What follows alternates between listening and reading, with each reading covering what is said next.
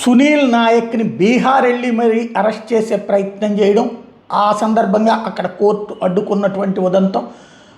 అయినా సరే తనని ఎలాగైనా సరే అరెస్ట్ చేసి తీసుకురావడానికి ఎస్పీ దామోదర్ బృందం అక్కడే కూర్చోవడం. ఇప్పుడు ప్రధానమైనటువంటి టార్గెట్ సునీల్ నాయక్ని అరెస్ట్ చేయడానికి కారణం ఏంటంటే, సునీల్ నాయక్ని అరెస్ట్ చేయడానికి కారణం సునీల్ కుమార్ని అరెస్ట్ చేయడం కోసమే.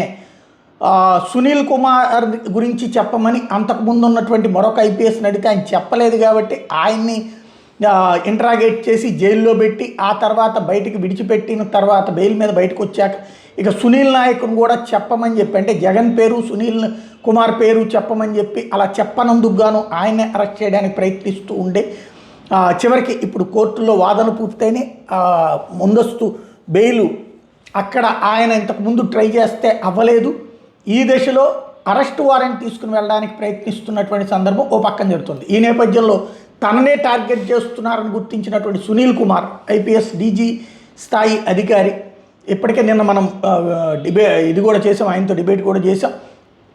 ఆయన వివరంగా తనకి జరిగినటువంటి ఇష్యూస్ చెప్పుకొచ్చారు. ఆయన ఇప్పుడు హైకోర్టుని ఆశ్రయించారు తనకి ముందస్తు బెయిల్ ఇవ్వాలి అన్నటువంటి కారణంగా.